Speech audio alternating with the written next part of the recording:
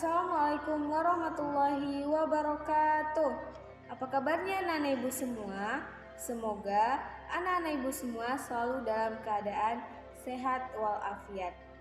Sebelum kita memulai pembelajaran, alangkah baiknya kita berdoa terlebih dahulu. Berdoa dimulai. Berdoa selesai. Untuk pembelajaran hari ini, kita belajar mengenai asal-usul atau sejarah. Nah, anak-anak ibu ada yang tahu apa sih itu sejarah atau asal-usul? Oke, ibu jelaskan ya. Asal-usul atau sejarah adalah peristiwa yang terjadi di masa lalu dan bisa kita ambil ceritanya sampai sekarang. Ataupun asal-usul itu adalah bagaimana sebuah cerita itu terjadi dan diberitahukan kepada khalayak ramai.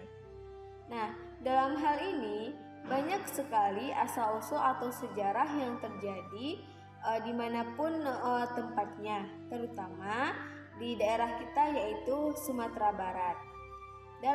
Untuk pembelajaran kali ini, Ibu akan menceritakan sebuah asal-usul atau sejarah dari berdirinya sebuah jam gadang yang terletak di Sumatera Barat, tepatnya di daerah Bukit Tinggi.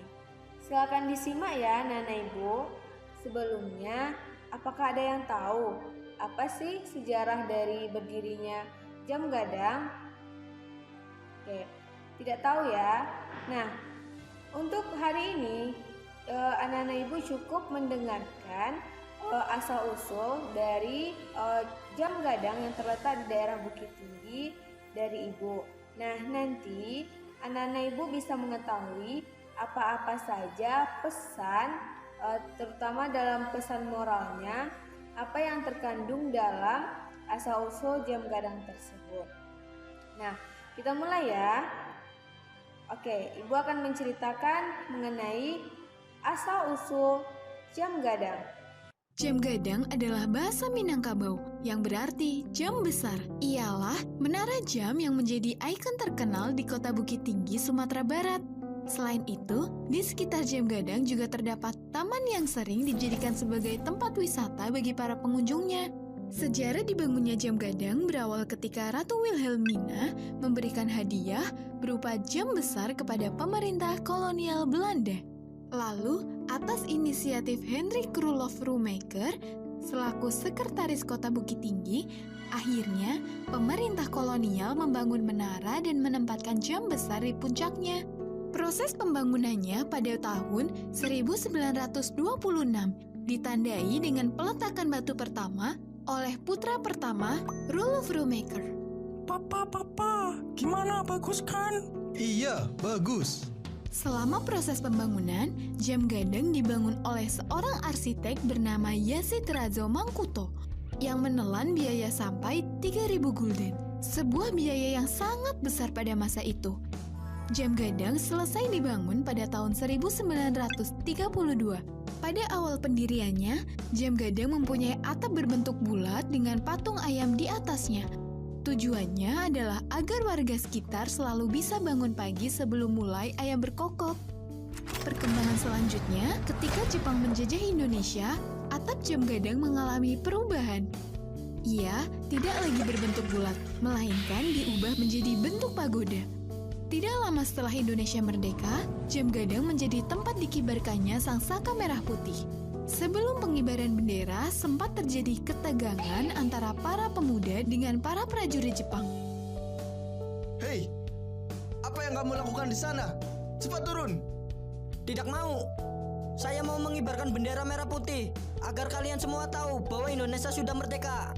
Para prajurit Jepang tidak bisa melakukan apa-apa selain membiarkan para pemuda mengibarkan bendera merah putih di atap jam gadang. Selanjutnya, pemerintah kota Bukit Tinggi mengganti atap jam gadang dengan bentuk lonjong, seperti atap pada rumah-rumah adat Sumatera Barat. Sampai sekarang, jam gadang masih menjadi ikon kebangsaan warga Bukit Tinggi. Jam tersebut juga menjadi tempat wisata para warga yang berkunjung ke sana, entah untuk menikmati pemandangan atau sekedar untuk berfoto. Untuk cerita asal-usul jam gadang sudah selesai Ibu bacakan.